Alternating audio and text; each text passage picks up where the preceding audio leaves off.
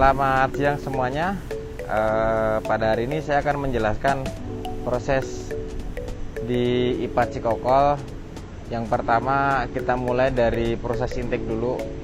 Jadi untuk proses intake yang pertama adalah sumber air bakunya dulu, yaitu Sungai Cisadane. Seperti kita lihat di sini, ini adalah sumber air baku untuk pengolahan air di Cikokol. Selanjutnya dari air baku ini akan masuk ke kanal intake yang sebelumnya di depan kanal itu ada namanya bar screen. Di sini tujuannya untuk menyaring sampah kasar. Jadi sampah-sampah seperti kayu, plastik yang besar itu akan disaring di bar screen ini. Selanjutnya air akan masuk ke kanal intake. Nah, di kanal intake ini dia untuk mengalirkan aja sebenarnya, mengalirkan air dari sungai ke pompa. Ini kanal intake kita. Ini kapasitas kita kurang lebih 1650 meter kubik. Di kanal intake ini juga terjadi pengendapan awal. Seperti yang kita lihat, kanal intake kita ada 2 buah.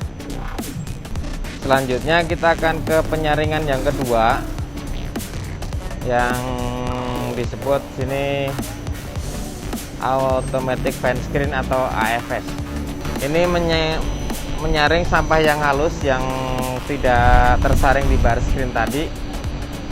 Jadi sampah yang halus masih ke bawah, nanti akan disaring dengan AFS ini. Jadi AFS ini bergerak otomatis, dia akan membawa sampah dari bawah ke atas, terus nanti akan turun di penampungan sampah ini. Nah, nanti tugasnya operator mendorong sampah ini masuk ke karung, nanti akan dikumpulkan di tempat penyimpanan. Ya Pak, habis dari sini air akan dimasuk ke kanal pompa, kemudian air akan dihisap dengan pompa intake ini Pak. Jadi saat ini kita ada 6 pompa intake, masing-masing pompa itu kapasitas 600 liter per detik Pak. Untuk air baku sendiri kita alirkan dengan 2 pipa transmisi air baku. Oke, selanjutnya ini adalah flow meter yang ada di IPA Cikokol.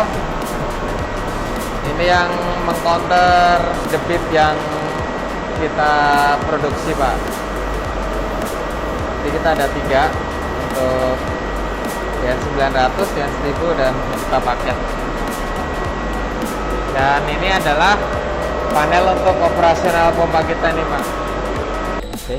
Untuk proses yang kedua di IPA Cikokol yaitu proses koagulasi, di mana kita menggunakan bahan kimia koagulan, dan untuk injeksi koagulannya kita menggunakan pompa dosing, di mana pompa dosing kita jumlahnya ada 4 dan itu dipakai secara bergantian untuk injeksi koagulan. Tangki harian kita ada 2, ini juga digunakan untuk bergantian. Jadi misalnya hari ini yang ini, besoknya yang ini. Air yang sudah diinjeksi dengan koagulan tadi akan bercampur melalui pipa transmisi. Ini yang 1000, yang di bawah 900, ada 2 pipa ini sebenarnya, atas sama bawah. Selanjutnya air akan keluar di bak koagulasi. Jadi di sini tuh air sudah bercampur air baku sudah bercampur dengan koagulan.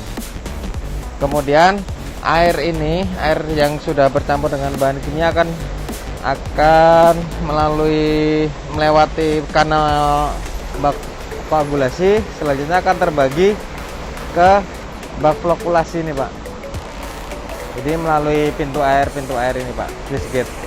Jadi masing-masing bak flokkulasi itu ada 4 flush gate, dia operasionalnya juga secara bergantian.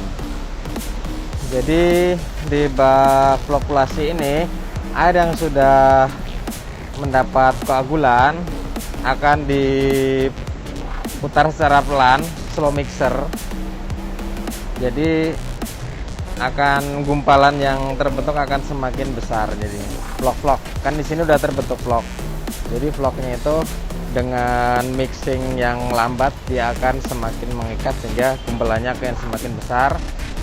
Kemudian air tetap akan kedorong ke bak sedimen. Nah, di bak sedimen ini air yang atau vlog-vlog yang sudah terbentuk tadi itu akan mengalami pengendapan, Pak. Jadi di sedimen ini adalah bak untuk mengendapkan vlog-vlog yang besar, yang berat. Selanjutnya air akan terpisah antara yang vlog yang berat tadi dengan air yang bersihnya aja gitu. Dan ini akan bisa kita lihat. Jadi di sini air yang sudah mulai mengendap tadi, ini yang air yang tinggal air yang sudah mulai bersih, Pak. Nah, ini bisa kita lihat untuk di bak sedimentasi itu kita ada scraper yang kebetulan tadi di depan tadi ya. Dia untuk menyapu vlog untuk dibawa ke hopper sehingga akan terbuang pada saat drain.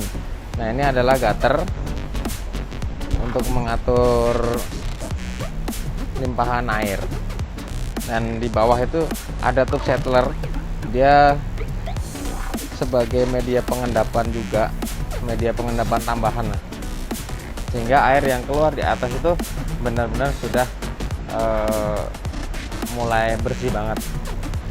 Selanjutnya dari bak sedimen ini akan masuk ke bak filter. Nih bak filter kita. Jadi bak filter kita ukurannya itu kurang lebih 10 meter kali 3,9 meter, Pak. Air yang sudah diendapkan tadi akan disaring lagi dengan media pasir.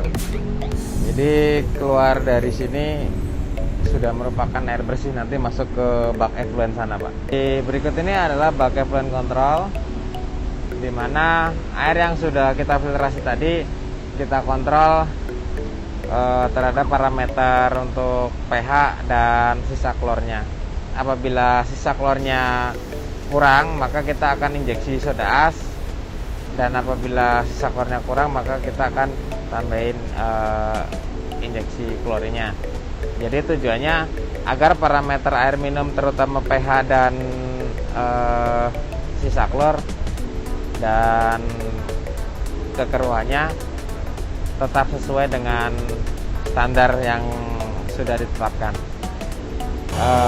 Selanjutnya adalah proses klorinasi. Proses klorinasi yaitu proses untuk injeksi klor ke air yang sudah difiltrasi tadi untuk mendapatkan sisa klor yang diinginkan. Dimulai dari tabung klorin sana tadi, kemudian diinjeksi dengan klorinator untuk mengatur injeksinya, dibantu dengan booster yang dia akan menginjeksi campuran air dengan klorin tadi melalui pipa-pipa ini. Selanjutnya akan masuk ke tempat injeksi. Selanjutnya air yang setelah melewati kontrol turbidity, pH dan sisa klor yang ada di effluent control tadi, air akan dialirkan ke bak reservoir. Ini bak penyimpanan air, dimana kita saat ini kita ada 4 bak reservoir, yang 2 kapasitas 8.000 meter kubik, jadi 2 16.000 meter kubik, sedangkan yang 2 lagi baru itu masing-masingnya 3.300 meter kubik. Selanjutnya setelah dari bak reservoir, air akan didistribusikan ke pelanggan dengan pompa distribusi yang ada di belakang sana. demikian proses pengolahan air yang ada di IPA Cikokol.